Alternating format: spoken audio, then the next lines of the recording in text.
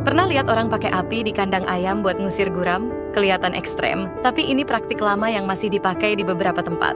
Bro, pernah mikir nggak, kenapa kandang ayam yang kelihatannya bersih masih bisa jadi sarang penyakit?